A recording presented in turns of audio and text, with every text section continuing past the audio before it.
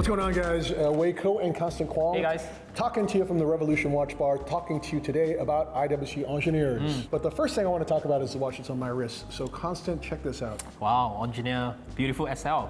Thank you. So it's an Ingenieur SL, but it's a skinny Ingenieur, which is a watch that they made in the 1980s. They kind of like tried to diminish the size of the Ingenieur. Why? Because the watch that they created in 1976, the very first one, or the jumbo, as they say, it was massive.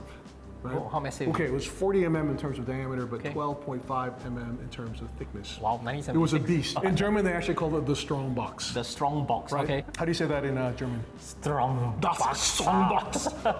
So they made the skinny Ingenieurs, but this is a particularly interesting one because it's a yellow gold watch with a black dial. And look at 9 o'clock. What do you see there? You got a Khanjar. It's got a Khanjar, which is? It's the crest of the Omani royal family. Yes, right? It is. So the story behind this watch is that in the 1980s, like everyone else, IWC was just recovering from the quartz crisis. And one of the guys in the 1980s at IWC was a gentleman named Hannes Pantley. Okay. Right? He was the commercial director of IWC. And what he would do is that when you got to the end of the month and you had trouble keeping the lights on, as they were to say, which is to keep the cash flow of your company going, he would get a suitcase and he'd take all the precious metal watches, all the most expensive watches that were in the manufacturer, and he'd buy a first-class ticket around the world. Oh, okay. And he would put his watches in the suitcase and he would keep traveling, and he wouldn't come home until he sold each and every one of those watches. Oh, it's a different world, man. Dude, then. Absolutely. So then Hannes Pantley is traveling the world with his suitcase of watches, and he ends up in Oman. And the Sultan Qaboos calls him to take a look at the watches, and he actually loves the skinny Ingenieurs in yellow gold. Now, he doesn't make them for himself because yellow gold is not something that's worn in that culture, that's right, but he makes them as state gifts to give to visiting dignitaries and so on. And he actually has the dials of these watches stamped with the Khanjar, which is the crest of the Omani royal family, which is super distinct, and you see these double daggers, right? And those watches, and that crest appears a lot of times in Rolexes. That's right, Rolex very normal. I think it's one of the most common state gifts that the Omani family does. But talk to us a little bit about the appearance of a Khanjar on a Rolex. How much does it increase the value of that watch? Dude, it really depends like what model and the condition. But normally, if normally Khanjar comes, every Omani crest watches, right, double sign with Omani crest comes with documentation. If you have everything. Yep, you're looking at a lot of money, a lot money than the regular ones. So what's really cool about my watch is that I was really curious about the history, and so I went to go see David, the curator of the museum, and he actually got an extract of the archive from for the watch, and I even have the original box, which is this crazy-looking box. Yeah, normally it comes with that. It looks like a Christmas cake almost, right? You know. So then the story that was told to me was Hannes Pantley and Sultan Qaboos became friends, right? Okay. And he was one day remarking that, Sultan Qaboos, I love your car. Right? And so the Sultan didn't say anything, being the gentleman that he is. But when Hannes Pantley finished his trip and went home to Schaffhausen, he showed up in front of his house, and there is that exact same car that the Sultan had bought for him as a gift, which was a white 930 Turbo Porsche with gold wheels. So that's the story of my IWC Ingenieur SL skinny Ingenieur with the Khanjar. That is so cool though. So let's go from that to the latest releases from IWC, the Ingenieur. So let's talk a little bit about the history of the Ingenieur. Constant, take it away. Actually, the first Ingenieur was not like this. You know, it was the reference 666. It is a dress watch looking watch with a bracelet in full metal, and of course comes with the Faraday cage. Yeah, so the interesting thing about that is this is a watch that was launched in 1955, and it was a response to the fact that technology was changing, That's right? You have this rise of scientific research, you have all these machines that are producing magnetic fields. That's right, And IWC decided to create an amagnetic watch. Amagnetic meaning was impervious to the malicious effects of magnetism up to 80,000 gauss. Wow, that's really impressive. So Constant, what are some of the other amagnetic watches of the era? So I'm just going to name a few amagnetic watches from the 50s. Of course, one of them we know well is the Rolex Milgauss, launched in 56 with the reference 6541/43. Of course, we can't talk about amagnetic without the famous amagnetic Patek, reference 3417 or 10K if I'm not wrong. And of course, this. So we have this is the modern era, there's all the scientific advancement. And then, it kind of fades away for a little while, and in 1976, the Ingenieur is reborn, designed by one of the greatest watch designers of all time, Mr. Gerald Genta. That's right, yes. Now, this is really interesting to me because we have a precedent for this, of course. In 1972, AP, or Audemars Piguet, launches the Royal Oak. That's right. The Royal Oak is a watch that was actually inspired by 3 Italian distributors and they spoke to the then CEO George Golay, and they're like, hey, listen, you know, we have a real demand for a super cool steel watch, but really in this sports chic category, this Playboy category. Okay. So the Royal Oak, created in 1972, was a watch created for Playboys, right? Yeah. So which is very interesting to me. Now let's cut to 4 years later. IWC is making a watch also designed by Gerald Genta, That's right. also an integrated bracelet watch, but not for Playboys, right? Because That's right. they, like everything IWC does, they over-engineer this watch. So it's so ballistically bomb-proof, but in so doing, it's also pretty massive. Meaning that this watch, the Ingenieur, is almost double the thickness of all of the other integrated bracelet sports chic watches. While we group it together with these other Genta design watches, the whole intent of this watch is completely different. This is completely This is not different, an bro. Amalfi Coast, This is not a Capri watch. This is a watch when you're in a nuclear reactor. That's right. You know, you're wearing it because you're Literally, such a it's literally for pragmatic reasons Right. and not for gentleman's Playboy, basically. However, and we say this with a lot of icons, it was maybe not so successful initially. And part of that was also maybe Playboys have a little bit more disposable income than engineers. I'm just saying, Sure, right? I'm sure. But wait, one thing is right that all of those watches by Gerald Genta back then wasn't popular. That's actually true. Even the venerable Royal Oak took a while for it to catch It took on. 10 years, right? At least 10 years, yeah. Let's talk about the Ingenieur SL launched in 1976, right? So as you said, this watch was amagnetic. Yep. So this is one of the reasons why it's thick. But not only that, it's using an incredible movement. That's right. It is using the caliber 8541, which features the Peloton winding That's system right, yes. created by Albert Peloton Peloton. back in 1950 for IWC. That's right. So why is this such an impressive winding system, Constant? First of all, I think it's one of the first ever bi-directional automatic winding rotor system. Right. Secondly, is of course the construction of the movement that gives the Paddington system its efficiency and its durability. Yeah, so that's the thing. So Yeah. a lot of winding systems were using ball bearings and That's so right, on, yeah. which could wear out, right? This is before the era, of course, of ceramic ball bearings, course, which we have yeah. today. So what's so cool about the Peloton winding system, we're going to show you a video here, is that there's no ball bearings here. You have an eccentric cam, Yep. which has got like, it's stuck between this fork with two ruby rollers. That's right. And that cam is attached to the rotor. That's Now, right. regardless of which direction the rotor swings, it still compels one of two pawls to pull the ratchet wheel That's of the right. barrel in Yeah. a super efficient It's way. very, very efficient. It's so yeah. clever, but it's a little bit thicker, right? Because the movement inside of the Patek 3701A or the movement inside of the AP 5402 is the same movement. It is the JLC caliber 920. Yeah. Ultra thin.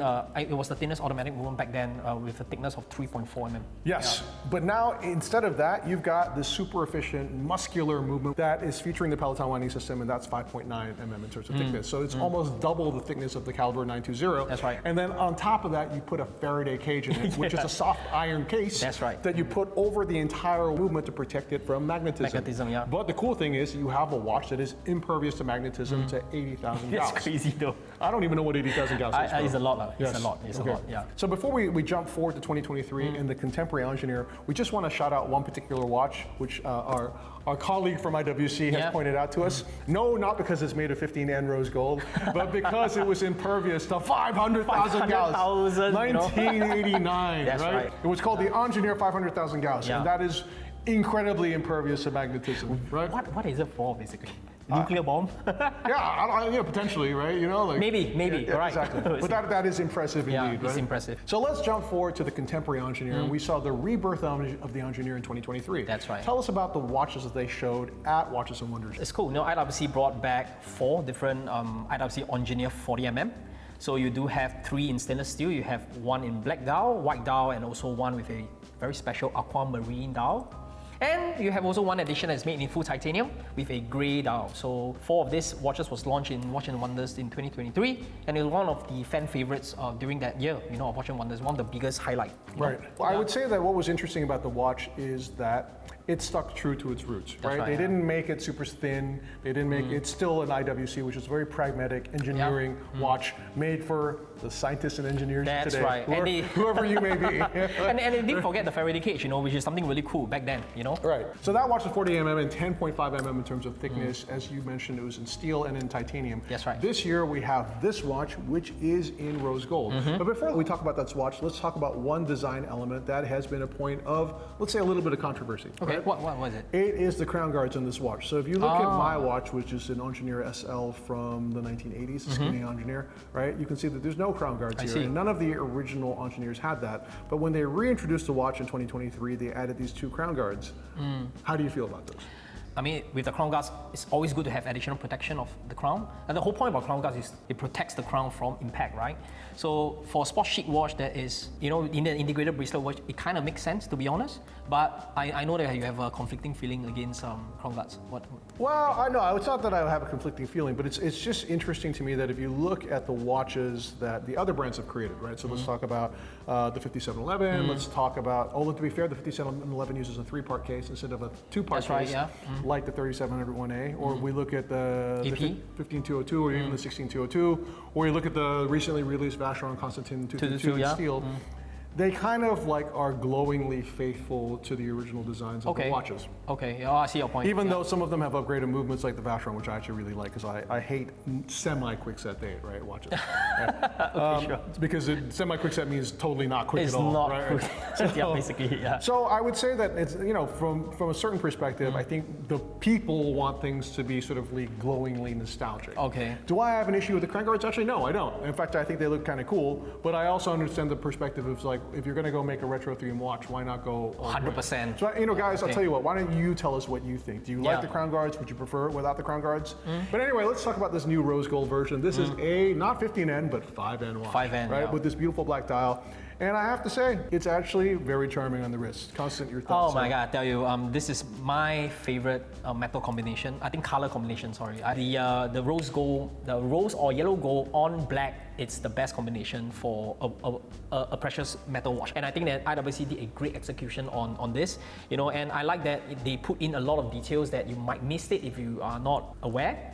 Like one thing is the date wheel. So I love that they actually had a black date wheel, a black surface date wheel with white writing for better legibility, of course. And when you put it all in all, and you look at it right as a whole, it looks great. Oh. Yes, now you that's can see, really right? nice, actually. Yeah, so basically, it makes sense. And I realized that this is, on IWC's part, is a fantastic a little detail, which I think that a lot of brands actually miss. And I love that IWC actually did it with not just this, and all of their IWC Ingenieur 40mm has matching color date wheel, which is fantastic. Constant, talk to me because you know you were talking about Faraday cages, but this watch has an open case back. Yeah. I would say that this is the new IWC Ingenieur that was launched in this metal, and I understand that one of the biggest feedback from collectors is that I want to see the movement. So I get it. We love the heritage of the Ingenieur. We love how it was made and why it was produced, but we also understand that the evolution of modern collectors, you know, and so that the rest of the other IWC Ingenieur 40mm in steel or titanium still has the Faraday cage, but going forward, the precious metal ones has now an open case back for you to enjoy the movement, the beautiful movement with Pellington winding system. So this actually is a pretty impressive movement. If I'm not is. mistaken, it's got 120 hours of power reserve. It is 5 days of power reserve. Yeah. It's the caliber 32111. Fantastic. Yeah, and it comes with, of course, a new skeletonized rotor design also. You know, IWC is famous for this kind of skeletonized look of the rotor, and now transition into actually a gold rotor, which is quite matching of the watch, which I think is cool. Yes. Yeah, it fits really nice on the wrist. Actually, it does fit really nice on the wrist, and the small details are really lovely. The applied indexes are really nicely done. The Very embossing nice, of the dial is dope. That's That's actually based on the original pattern of the old Ingenieurs as well. Oh, it does have it. Yeah, but it's really nicely done here, and of course the pattern's a little deeper and more like enriched Definitely, in the yeah. modern execution. It's nice, actually. Okay, so we were showing you the rose gold watch, but probably the watch that you guys are going to want to talk about is this one right here.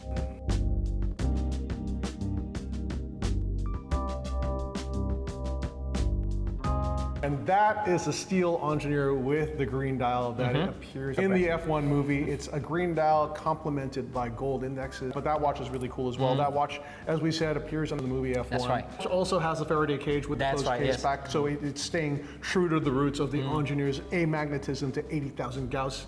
But we have another watch with an open case back and now made in a very interesting material and a material that is synonymous with IWC, That's and that right. is ceramic. Yes. Talk to me about the ceramic Ingenieur.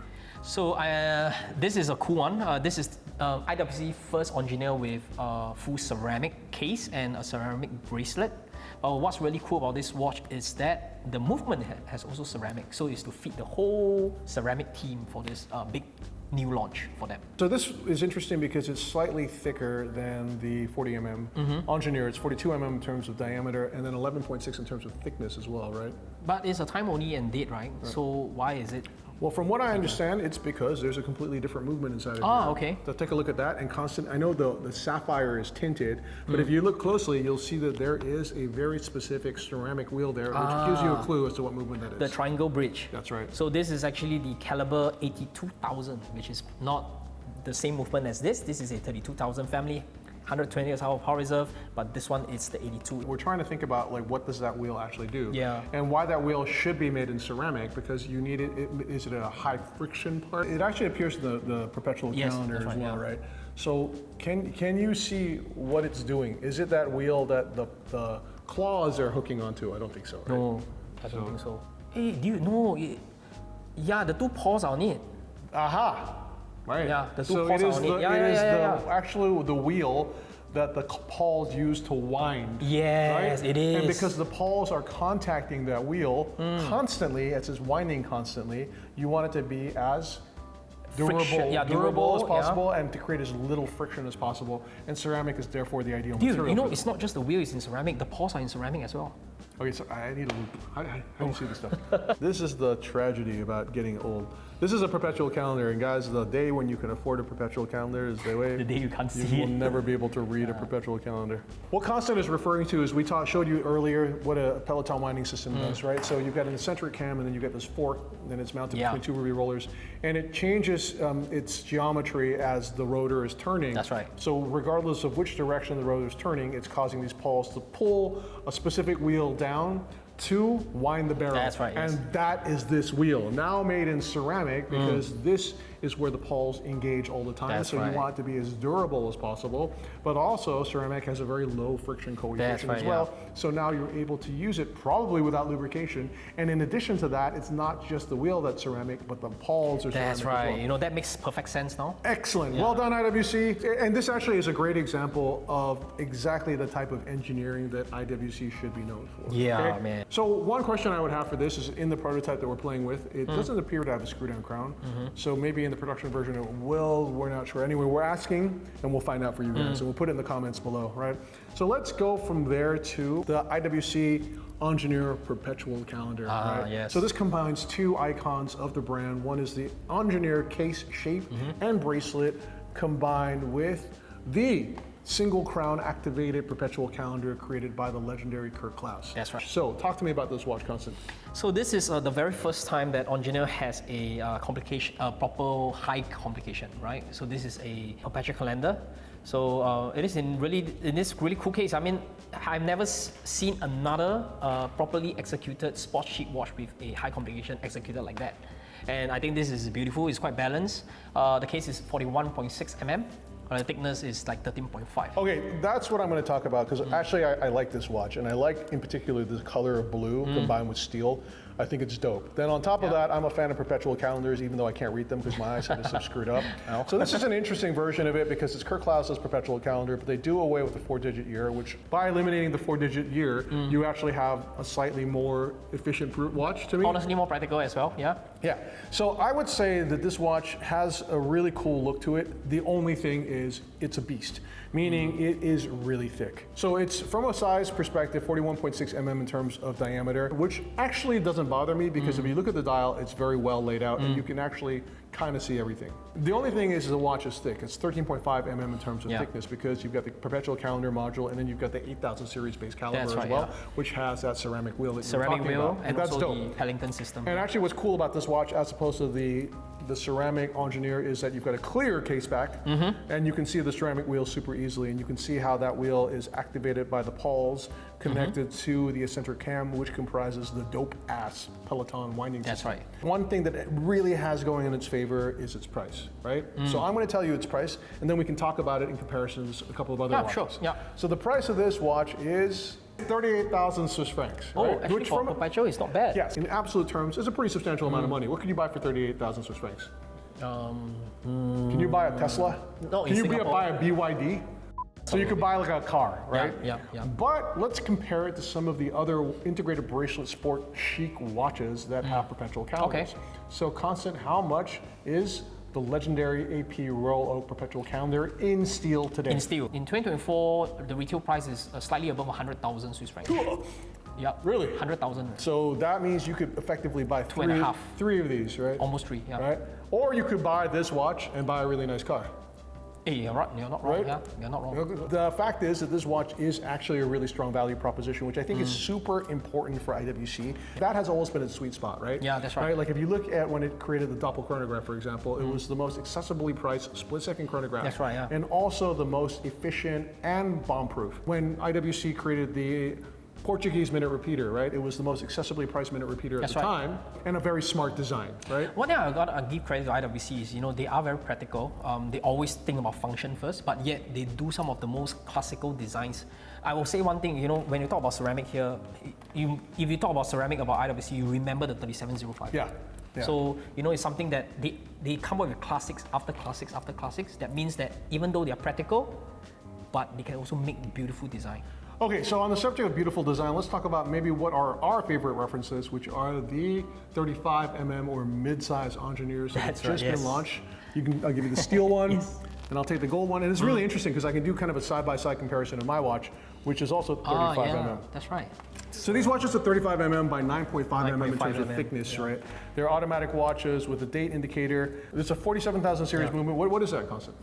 So it is a, but they say in-house though. It's a customized 2824. Oh, okay. So it looks like it's kind of like an ETA-based movement. Yeah, ETA-based 2824 movement with a customized bridge by IWC, which makes it actually more shock resistant. Okay, but regardless of what the movement is, because even if it is an ETA-based movement, which is a very reliable movement, it is. Yeah. It's actually a pretty attractive price. That watch is 10,500 Swiss francs, which places it about in the same price category as say like a Chopard Alpine Eagle 36mm watch, right? Yeah. What I like about the Ingenieur at this size, it's to me very, very wearable, especially like by people with slightly smaller wrists. I know we got some feedback from you guys. Yeah, it's not just us. I mean, yes, for us, we are Asians, we have kind of a smaller wrist, and of course, me and Wei, we love the vintage aspects of watches. So yes, the vintage side is about there, but hey, this is a great watch, and I think IWC finally answered the calls to all its female collectors.